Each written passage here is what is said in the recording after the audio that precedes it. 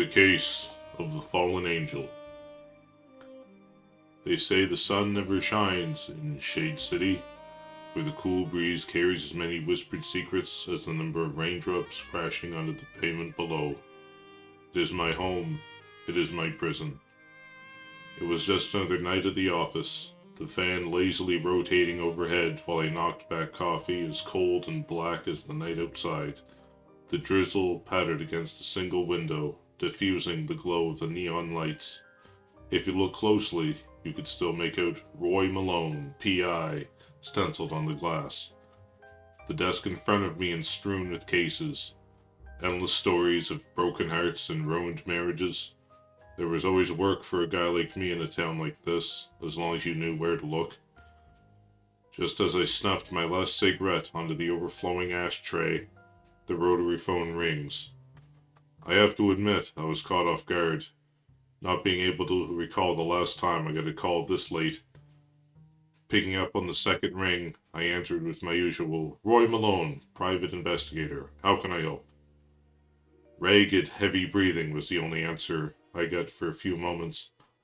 I was ready to hang up until the words City Hall caught my attention. The voice was garbled, vaguely masculine. "Who is this?" I asked. "There has been a murder at City Hall. The blood is still warm." Caller ignored my question, but sure had my attention. "Look under your desk." Hesitating, I felt under the polished wood of my workspace until my fingers made contact with the edge of something papery. The envelope had been taped there securely, and after peeling it off, I carefully pulled out $200 bills concealed inside. "Come to City Hall. Find the killer. Unmask the truth. More wealth awaits you." He spoke as if he could see the dumbfounded look on my face before hanging up. The whole thing stunk. Some punk had snuck into my office to plant that envelope. He didn't just want me to investigate City Hall. He was trying to send a message. Could I afford to get involved? Was it already too late not to? The cleanly folded bills I still held in my hand answered for me. The headlights of my Ford illuminated the hazy drizzle as I pulled up to City Hall. I made my way through the parking lot, past the marbled columns and up the concrete steps. "Malone!" My young uniformed buddy greets me as soon as I enter. "Hey Eddie, how's the night going?" "How do you think? Nothing but traffic stops and citations all day, then I get called down here over some hubbub." "Yeah, about that. I'm gonna need to have a look around." "What's that, Roy? You know I can't let you in here." Eddie placed his hand on my shoulder as I tried to pass him. "Well, I could always let the watch commander know that's not water in your flask." Eddie's eyes darted around wildly, and he pulled back as if his hand had touched a hot burner, terrified that someone had overheard. "Fine," he says in a hushed tone. "Just make it quick." I make my way past the pristine marble floors and polished hardwood of the front desk to the office upstairs. The bald, gaunt-faced coroner takes a final flash photo of the scene before he notices me. "Officer?" he asks with a curious squint. "Malone.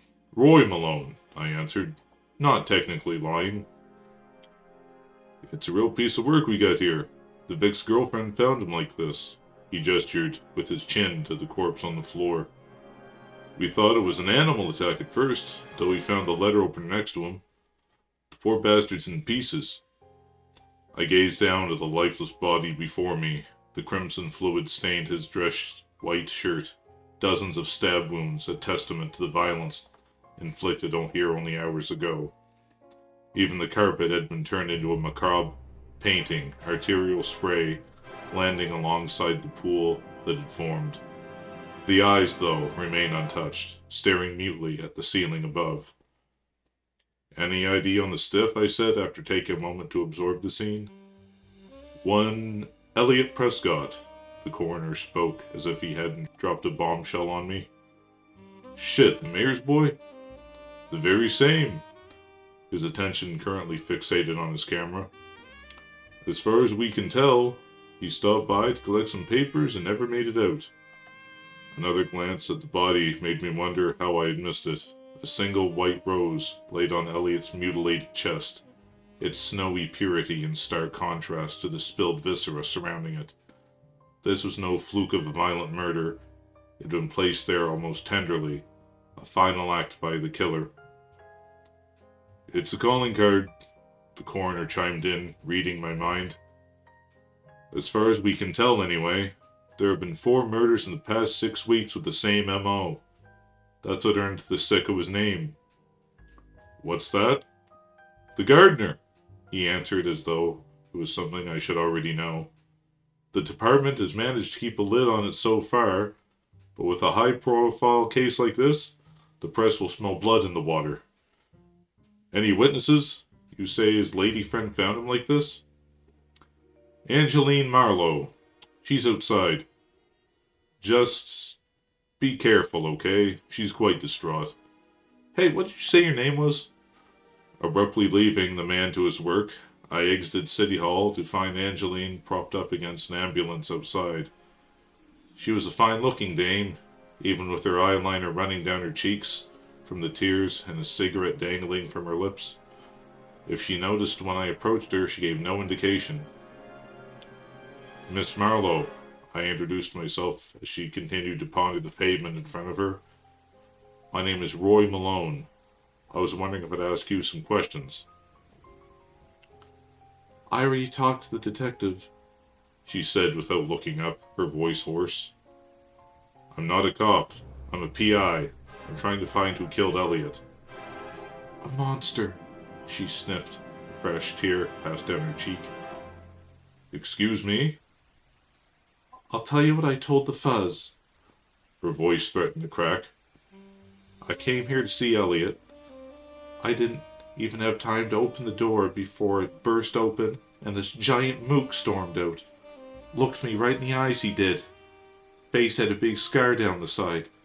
We only locked eyes for a moment before he bolted. That's when I went inside and found him." Angeline finally broke down, sobbing into her hands. That was all the info I was going to get out of her. After uttering a half-hearted condolence, I turned and started to stroll back to my car. With what had I learned at City Hall sinking into my brain, I needed to figure out my next move. Who was the Boris Karloff type that killed Elliot Prescott, and where the hell did he go? The night's drizzle had intensified somewhat, with little droplets now falling from the sky to pool alongside the cracks and holes in the pavement. Just as I reached for my car keys, I noticed the little puddle forming on the lawn of City Hall. Even as my rational mind scolded me for reading anything into it, I crept closer until I saw it was just one of several forming a path across the grass. Footprints, the kind a big mook fleeing the scene of a crime would leave behind. The muddy imprints led all the way to the edge of the pavement on the other side, but just as I thought I'd reached another dead end, the dumpster I now stood beside caught my attention. Something black hung from underneath the lid, flapping loosely in the breeze. The fabric of a jacket sleeve felt damp between my fingers as I reached up to throw back the lid, pull the rest of my find free. I could have used the thing as a blanket, I realized, as I studied the custom-made jacket in my outstretched hands. This had been made for a giant. Letting go with one hand, my fingers came away red and sticky. Someone had stashed this thing here in a hurry, all right. The mook may not have been dumb enough to leave his wallet address in the pocket, but I had to look. Finding nothing in the outside pockets, I reached inside to find something papery tucked into the breast. The pamphlet I pulled out looked weathered, as if it had been there for quite some time, only to be forgotten. The Swinging Cat Jazz Club, it proclaimed. It was my only lead, so I stuffed the paper into my pocket just as a couple of raindrops stained its surface. The neon lights cut through the hazy darkness downtown, promising everything from cheap drinks to lucky dice. Even at this hour, pedestrians strode furtively down the sidewalk outside my car window. People came here to forget their problems or kill their dreams, usually both. A brute like the gardener would be in good company. At last, I pulled up to the curb outside the Swinging Cat, the pavement now awash in the glow of its pale blue sign as I stepped out of my car. Some faint notes managed to reach my ears from inside. Casting a quick glance down either side of the street, I made my way in. The warm interior of the club felt good on my skin after the damp chill of the night outside. A few patrons sat around various tables, some absent-mindedly fingering their martinis, while others puffed cigarettes, all spellbound by the show on stage. The dame in a red dress had a golden voice for sure, and flowing locks to match. Just as our eyes met, I tore my attention away to focus on the task at hand. Someone here must have noticed a hulking serial killer pass through. Hell, he could still be here for all I know. I decided the bartender must know something if anyone did, and casually made my way over. Even in his mid-30s, slick black hair, a nice vest, and was currently busy polishing a glass. "Scotch?" he offered without looking up as I approached. "Not tonight. I'm looking for someone." "Aren't we all?" he said with a smirk. He was already starting to get on my nerves. "I'm not talking about any dame," I explained sternly. "You might have seen him. Muscled, 7 feet tall, big scar on his mug." "I don't know, pal. That could be anybody," he said as he finished polishing the glass. I've been in this line of work long enough to read between the lines. Clenching my teeth, I reached into my wallet, withdrew a bill, and slid it across the bar. The bartender pocketed it and took a quick look around to make sure our conversation was private. "Pingham's in here twice a week, usually. Pretty sure he's porking Julia there." He gestured to the singer with his chin. "Does he have a name?"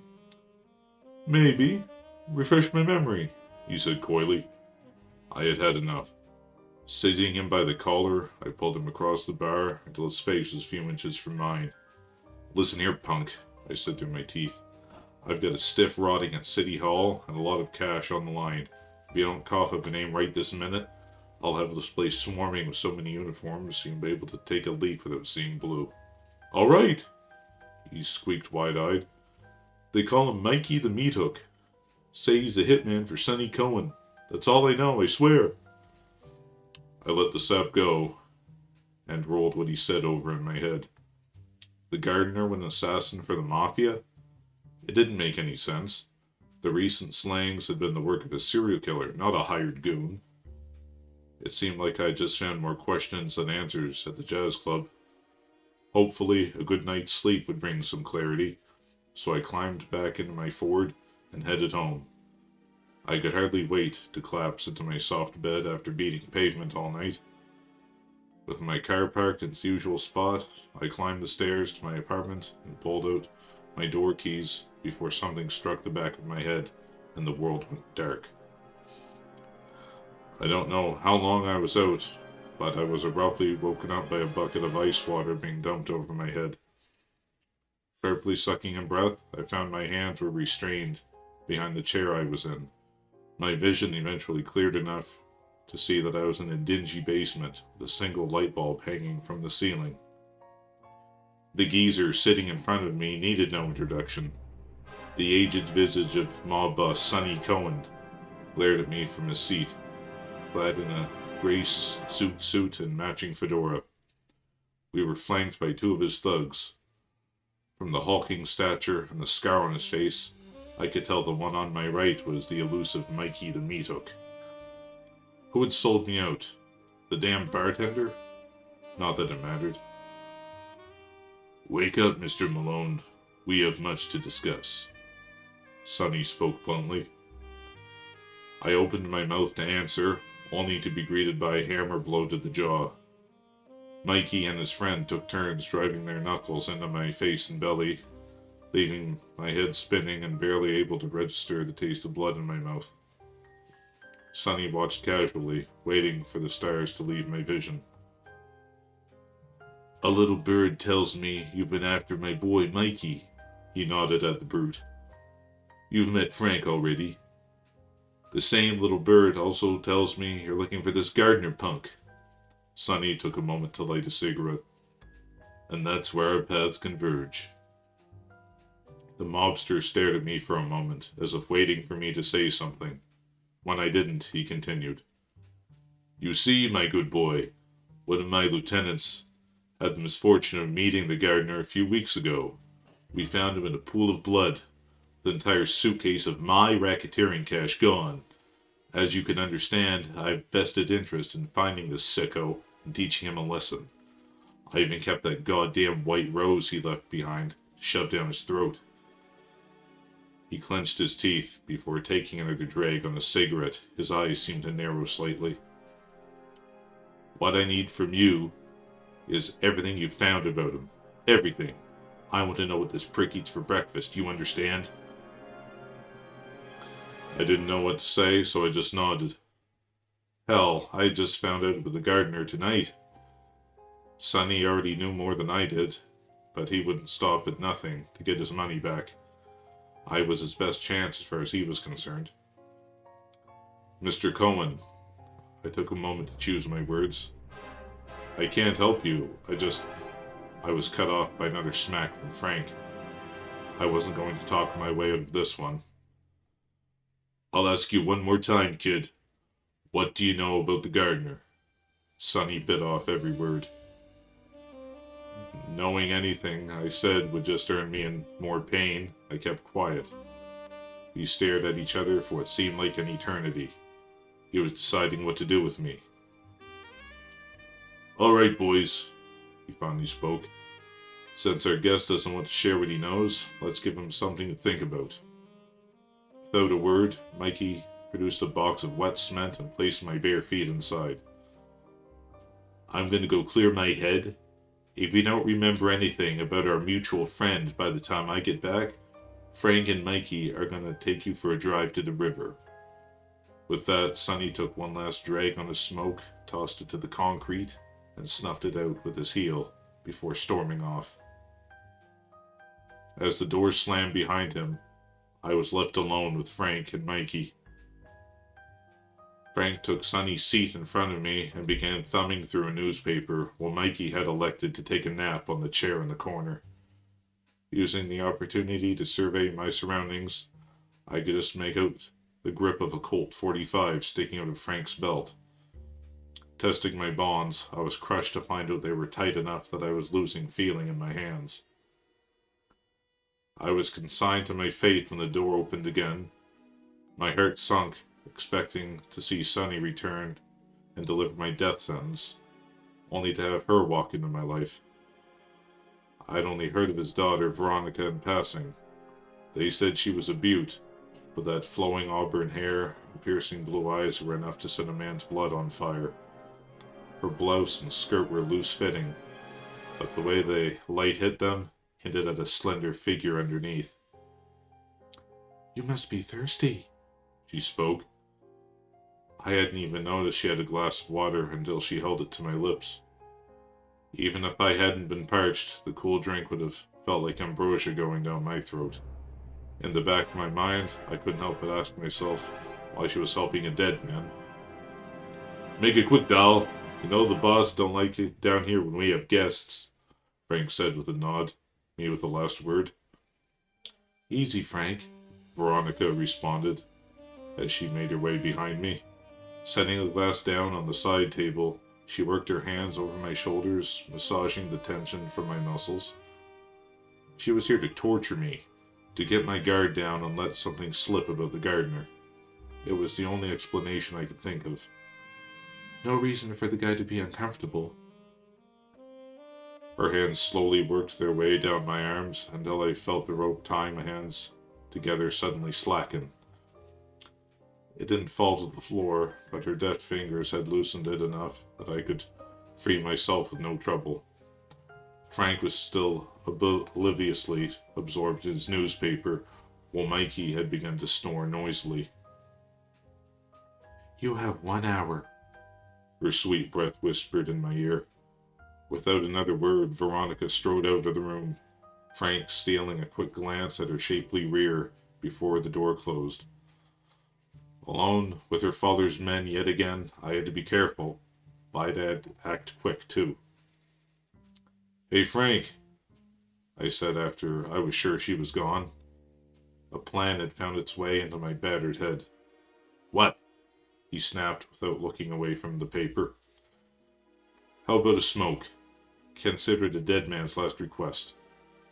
It hurt to talk, but I played into it, hoping I sounded defeated. Soaking wet, covered in my own blood, and swelling setting in on my face, I must have been a sorry sight. "Fine," Frank answered after a moment's hesitation.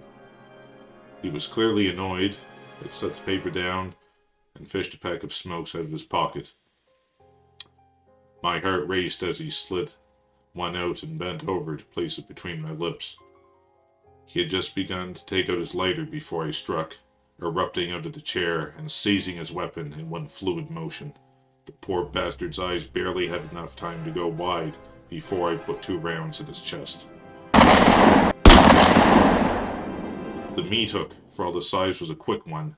Just as I pushed Frank's lifeless body off of me, the other hitman bolted from his chair and out the door. I had just enough time to squeeze off another shot that struck the frame. The fact that he wasn't packing a piece of his own was dumb luck. Wincing from the pain of my bruised ribs, I put my shoes back on and slid the Colt into my waistline before limping out of the basement and making my way outside.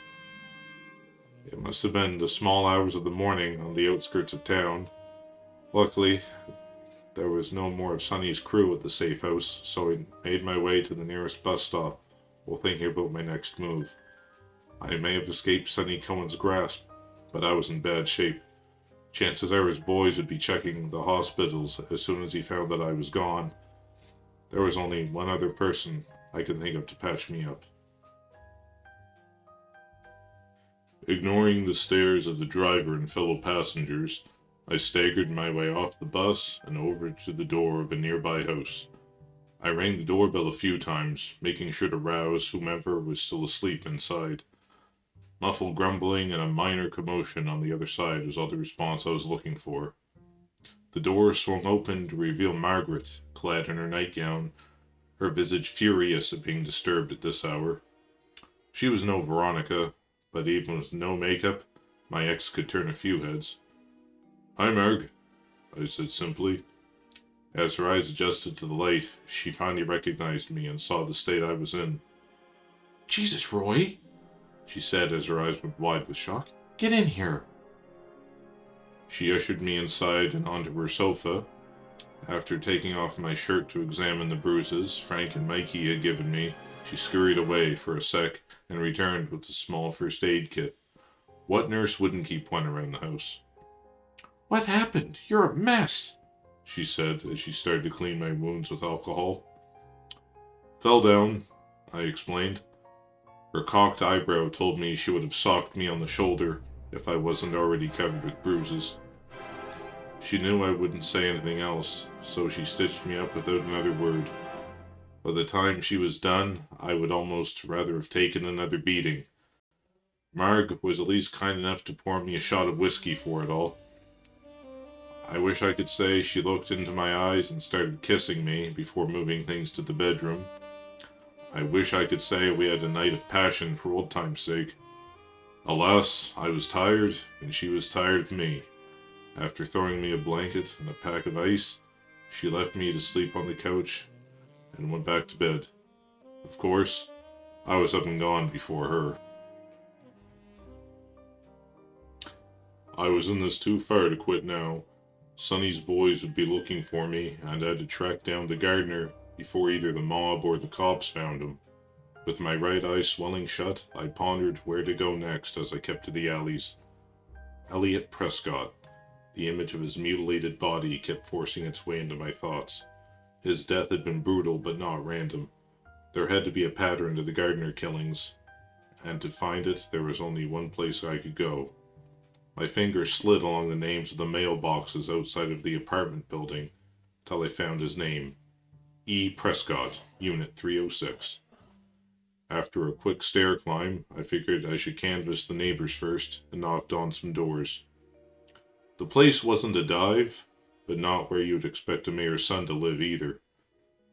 Just as I was about to give up, I finally get an answer at one of my knocks. The door cracked open to reveal a stocky, bald chap with a bad comb-over and thick, horn-rimmed glasses. I had him pegged as an accountant. "Hello?" he said meekly. "Officer Jackson. May I ask you some questions?" I introduced myself while hoping the Colt I flashed him would pass as a badge. "Oh, of course. What does this concern, officer?" "I'm afraid there's been a murder. Elliot Prescott is dead. I'll need you to tell me anything suspicious you may have overheard or seen in the building lately." "Oh my goodness," he said, bringing his hand to cover his mouth for a moment. His voice seemed to crack a bit, and I suddenly hoped I hadn't startled him. He took a moment to compose himself. "Please, Tim," he replied. "Tim, anything you saw or heard could help." "Well, no one new ever came to see him," Tim said after taking a moment to ponder. "Just that girl of his, Angeline. Oh, I do hope she's okay." "Anything else?" I continued to dig. "Oh, it's probably nothing, but I did overhear a rather heated conversation between him and his father over the phone a while ago. It sounded as though they were concerned about dealings with labor unions." Unions. Could Elliot have been bumped off by the mob after all? I let Tim know he had been a big help, and he quietly shut the door, leaving me alone in the hallway. I doubted he believed my story about being a cop, but between my busted mug and the gun in my belt, he was intimidated enough to play along. Here's hoping he didn't call the real fuzz before I could scram. With any luck, the city police or the landlord hadn't had time to search Elliot's apartment yet, so I turned my attention to his door. Keeping an eye out, I worked my trusty pick into the lock until I heard the familiar click from the tumblers inside. In one fluid motion, I had the door open, slid inside, and closed it behind me. Elliot's place was as tidy as you could expect from a bachelor of his age, and about as Spartan. Surveying his kitchen, I noted the 2 dirty coffee mugs on the countertop. The sink contained dirty dishes that had begun to attract flies, but my eyes finally rested on the calendar on the wall. The 25th of October had been thickly circled, as if it had held great importance. Elliot had big plans, but didn't live to see them. Something told me it wasn't a hot date with Angeline. There must be something else here that would indicate what it was. I scanned my surroundings again. This time, the little black book resting beside the phone on the table caught my eye. It had been open, left face down, as if left there in a hurry. Gingerly, I picked it up and thumbed through the pages, finding names and lists of contacts. It was the most recent entry that had been torn away. Likely, Elliot had stuffed the paper into his pocket and it was sitting in a police evidence locker somewhere. Not that I was going to let that stop me. Pulling out my pencil, I rubbed the edge over the impression left on the blank page. "Workers' Party, 10:30, October 25th, the message read. I held the book in my hand for a moment as I processed this information before tucking it into my pocket. The mayor's son had been a communist, a damned red traitor. The sound of the doorknob jiggling abruptly interrupted my train of thought. There was no way I could be caught here, so I dashed for the bedroom as quietly as I could.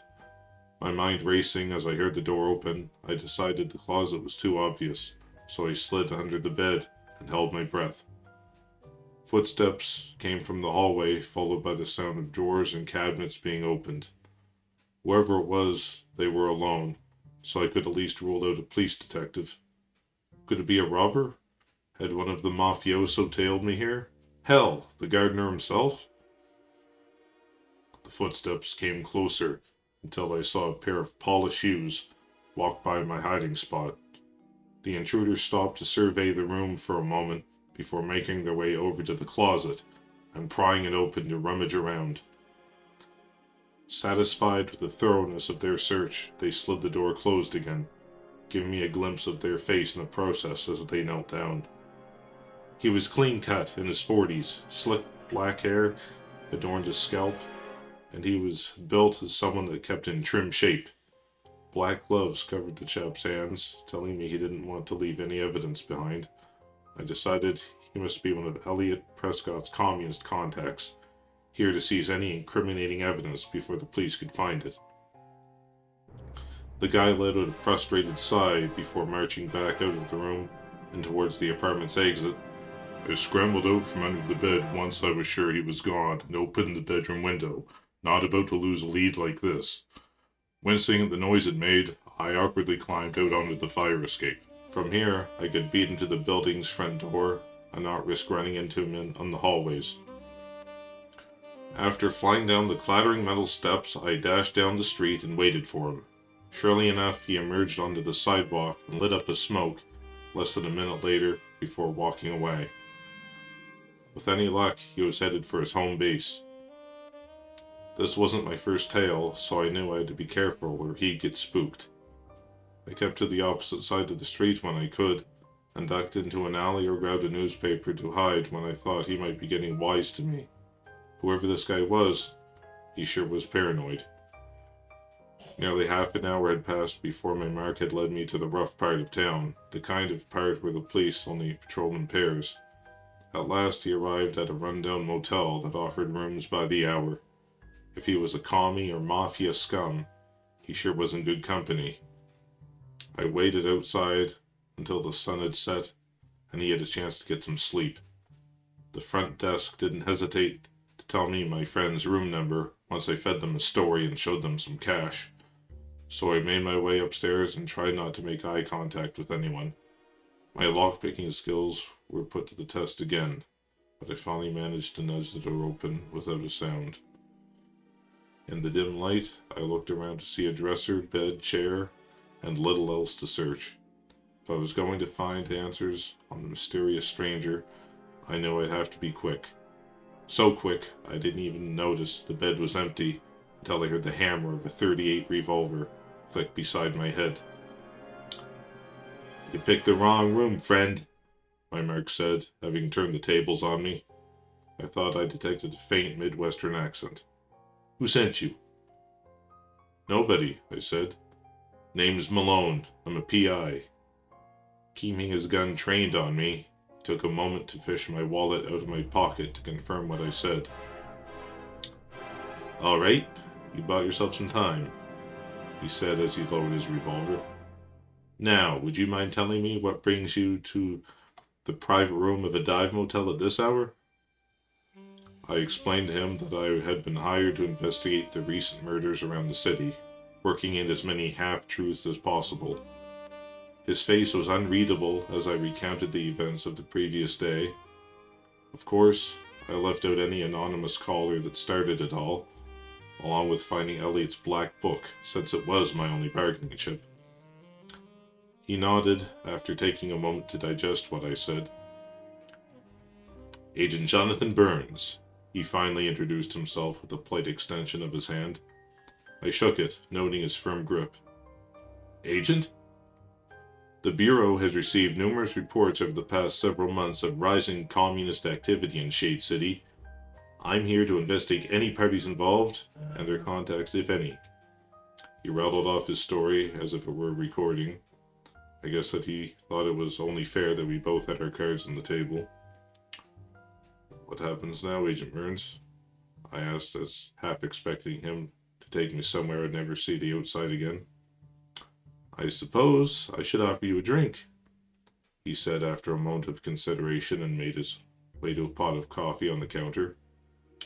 "And Roy?" "Yeah?" "Call me Johnny." Johnny and I talked for a couple of hours. Some chit-chat, but also swapped theories about the Gardner case. For a man ready to blow my head off earlier, he sure made a good impression. When it was finally time to go, he offered me a lift home. I was going to decline at first, but then I remembered what part of town I was in and glanced at my watch. With one last sip of coffee, I followed him out to his car.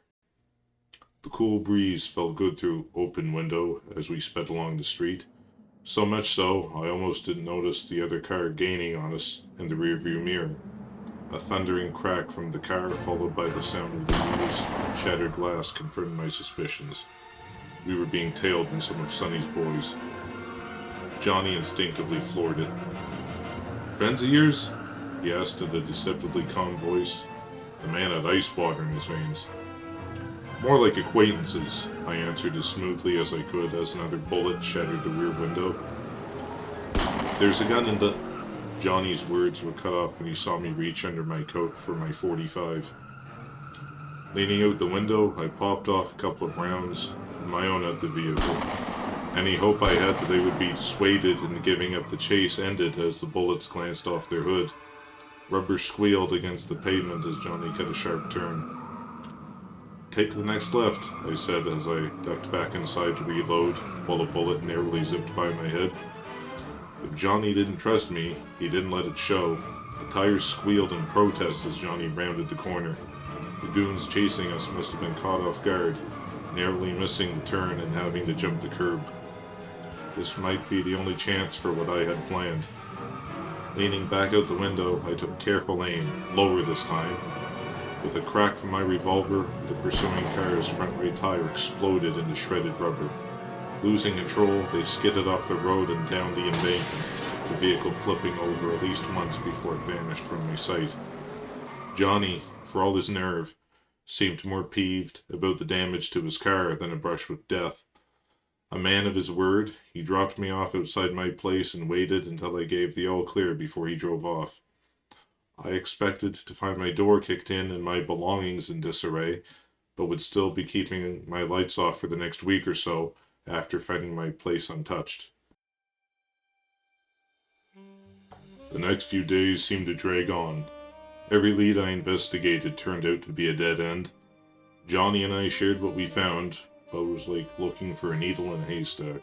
All the while, I was sure a mob hitman would burst through the door at any moment and put an end to me. Sonny probably just liked the idea of me sweating with anticipation. Then the city exploded. The press finally caught wind of the Gardner killings, along with an anonymous whistleblower that blew the lid on some shady dealings the mayor's office with the mob. Soon after, storefront windows were being smashed. Fires erupted in dumpsters, and lines of police were straining to contain frenzied crowds.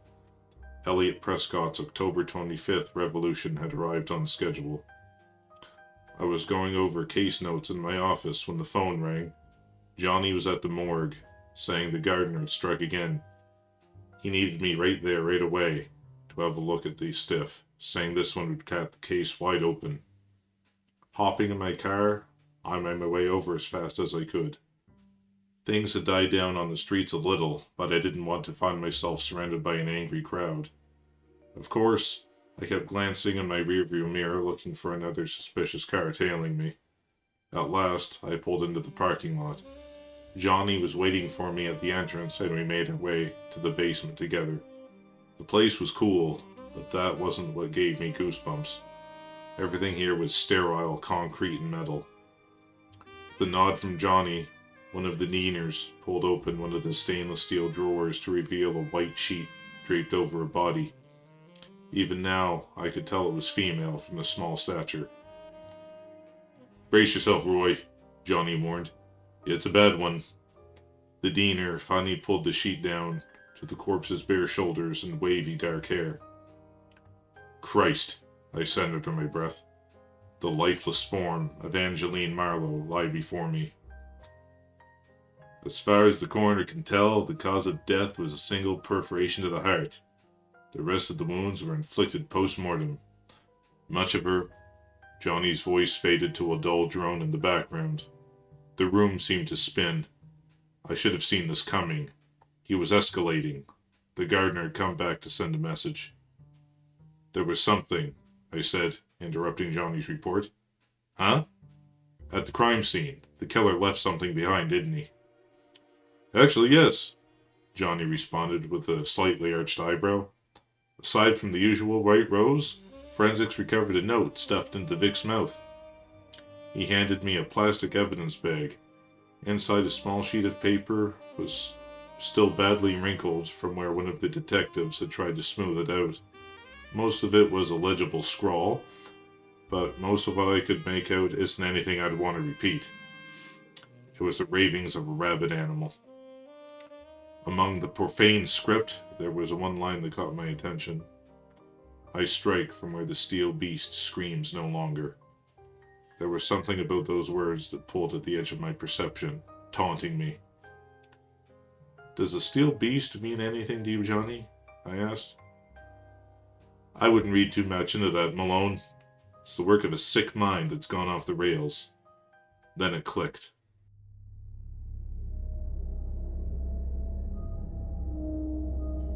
The rain now came down in sheets as my car pulled up to the crumbling brickwork.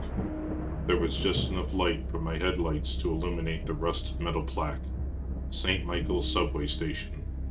A peal of thunder echoed overhead. The station had been shuttered 5 years ago due to the city council's budget cutbacks to the transit system. Rather than demolish it, the crew had erected a chain-link fence over the entrance with a keep-out sign to drive the point home. Of course, that would not have dissuaded the city's homeless population from seeking shelter there, nor the monster I was hunting. Standing before the entrance to the subway, I studied the barrier for a moment. Grasping a corner of the fence, I gave it a cautious tug and found it gave way, easily lifting away from the corner. This is where he came and went. Ducking under the exposed fencing, I gazed down the stairway into the Stygian darkness below. Drawing my gun, I absent-mindedly flicked on my flashlight to illuminate the crumbling staircase. Although I was relieved to be out of the rain, the cold seemed to seep into my soaked clothes as I made my way down. This must be how Orpheus must have felt when he entered the underworld, I thought. My footsteps echoed through the empty tunnels as my flashlight beam scanned the darkness. The halls were strewn with old posters and schedules, as well as the occasional pile of refuse left behind by a bum, all covered with thick motes of dust. Occasionally, I noticed the floor had been disturbed with fresh footprints I could only assume belonged to my mark. I nearly jumped out of my skin when a rat suddenly scurried from around the corner. That's when I heard it. Music drifted from somewhere up ahead. At first, I could only make out a few notes, but as I crept through the darkness after pausing for a moment, I finally managed to make out the melody. The song was scratchy and distorted, but from what I could tell, it was a classical piece, opera maybe. Surely enough, the sound led me to the station's platform, where the steel beasts screamed no longer. A short way down the line, I could make out a glow that turned out to be lit candles clustered around a pedestal. An old record player lay atop it, choking out the haunting tune. The painting formed a backdrop to the whole thing, that of an angel glaring down at me with her piercing eyes. The scene had been prepared recently. The gardener had to be close. Keeping my gun at the ready, I reached down and lifted the needle to stop the music. No sooner did the notes fall silent than a powerful blow swatted my weapon away, while another squeezed me by the neck. The bastard had gotten the jump on me. Abruptly spun around, I was greeted by the ugly mug of Mikey the Meathook. His eyes wide with rage, a smug grin spread on his face as he started to squeeze my throat. He could have shot me or just snapped my neck, but I had made it personal, and he wanted to enjoy this. The last thoughts I'd ever have shot through my mind as blackness started to close in from the corners of my vision. He'd likely been following me since I left the morgue, keeping tabs on me all this time. Sonny must have figured out I'd lead him to the gardener sooner or later, so he had let me live this long. Just before I lost consciousness, I chuckled inwardly over the irony of being killed by someone named Mikey at St. Michael's subway station. The subway platform reverberated with a sudden crack of thunder. For a split second, I thought Mikey had finally snapped my spine, but his grip weakened enough for me to drop to the floor and start gasping for breath. The triumphant look was gone from his face, replaced by an expression of pure shock. With a weak groan, the hitman collapsed into a lifeless heap in front of me. Staring with utter disbelief at the turn of events, I absent-mindedly rubbed my throat while scanning the darkness. Though my vision was still hazy, I could just make out the silhouette among the shadows, a wisp of smoke from a freshly fired gun drifting from its frame. Our eyes locked, and time seemed to freeze for a moment before the gardener moved in a blur. Snatching my gun and flashlight from the concrete platform, I had just enough time to see the shape dive through the door to a service tunnel on the other side of the tracks.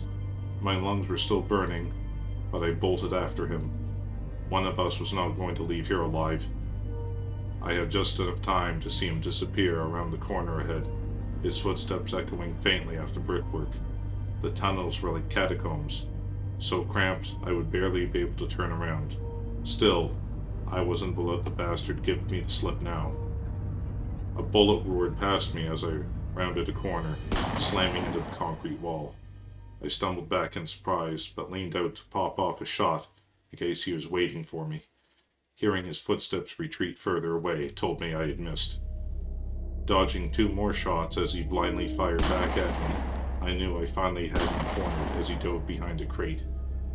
I had cover behind the corner, but this maniac was fast and knew exactly where I was. We had reached a stalemate, and one of us would have to do something unexpected to break it. Sucking in one last breath, I took a step back from the corner before throwing my entire weight of my body into the open. Time slowed to a crawl as I lurched through the air, my gun coming to bear on a faceless figure a few meters away. I didn't even feel anything as his bullet grazed my left bicep, only the squeeze of my trigger and the resulting recoil. Of course, my graceful dive came to an abrupt end as I landed on the cold floor. As soon as I realized I was still alive, I was on my feet again. My flashlight now illuminated the figure on the floor with his back to me, his breathing now ragged and hoarse. With my weapon trained on the downed man, I stepped forward cautiously, expecting him to spring into action at any moment. Kicking his gun away, nothing could prepare me for what I saw as I knelt down and forced the gardener onto his back by the shoulder. The face of Tim stared back at me, complete with the same horn-rimmed glasses and cheap haircut I had seen at Elliot Prescott's apartment. A thin stream of blood trickled from the corner of his mouth, and he let out the odd wet cough. He was a goner for sure. "The angel," he spoke, his voice barely above a whisper. "Tim, why?" It was all I could stammer. "The angel with blue eyes," he continued as if he hadn't heard me. "I am her hand. Slay the wicked in her name."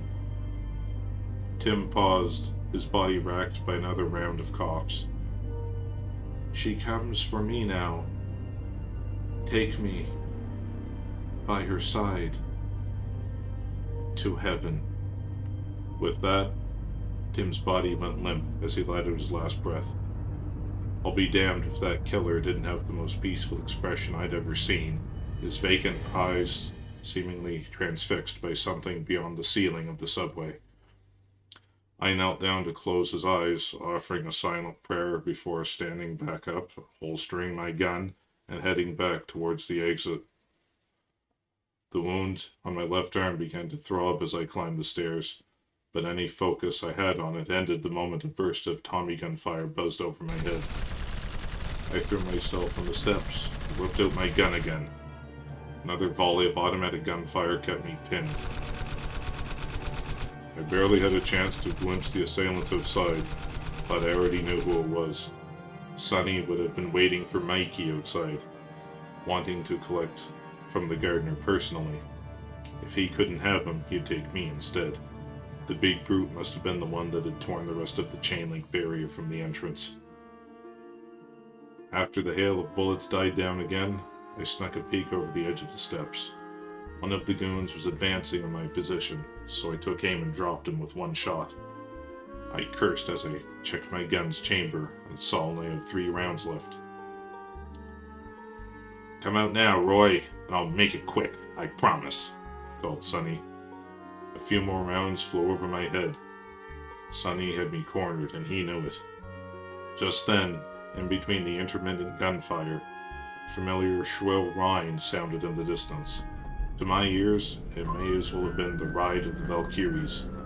It grew louder until the shots from Sonny's mob goons tapered off as their attention was diverted. At last, the cop cars came into view as they sped down the street, sirens wailing and lights blaring. Johnny had taken his time, not a minute too soon. Honestly, I didn't think he'd be able to find this many cops in the entire city that weren't dirty.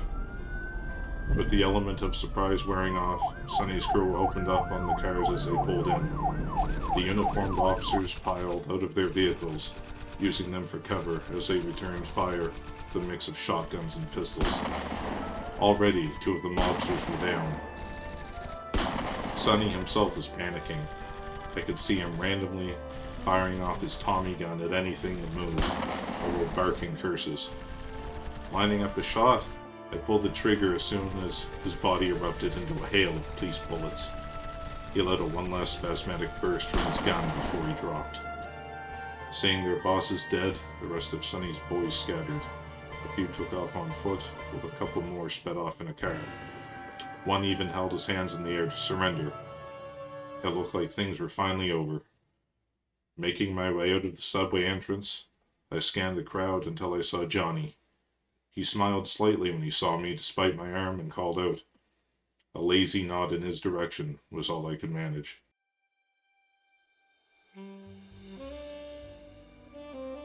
The next few days saw me crash.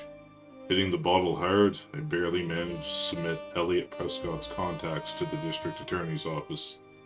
Police sirens rounding up communist agitators became part of the background as the riots finally subsided. The pieces of the puzzle gradually began to fall into place in my mind. Tim, seeing his face every time I closed my eyes, had been honorably discharged from the army. Fighting the Japs had broken his mind and left him vulnerable to religious delusions and suggestion, as the report said. The gardener had been just a puppet all along. Veronica, the mob boss's daughter, had been behind the whole thing. She had used him as her personal attack dog, convincing him she was an angel sent by the Lord. He took out anyone in her way, or she just plain didn't like. I could picture her on the train platform, a briefcase stuffed with Sonny's laundered mob cash in hand, casting one last look at the city before climbing aboard to start a new life. True to her word, I received another envelope stuffed with cash, ample payment for being the one she used to clean up her loose ends. It was over a week later that life gave me the last twist of the knife. I was knocking down another round of scotch, scanning the newspaper, when I glanced at the obituaries. Jonathan Burns had been killed in a mugging gone bad, or so they said. Even managed to ice one of the perps. I knew a cover story when I saw one. Johnny had finally been tracked down by the communist agents he was hunting. Agent Burns received the Patriot's funeral back home, complete with a flag-draped casket. Of course, the papers would only print the basic points of the story. The mayor saw to that, not willing to have his family name tarnished by commie son or connections to the mob. There would be no medals or commendations, only the certainty that he would be crushed if he ever tried to go public with what happened. Sometimes I think about Johnny. Sometimes I think about Veronica. Sometimes I just stare at the rain outside of my office window. They say the sun never shines in Shade City, where angels and demons wear the faces of men. She may have been an angel, but even angels can fall.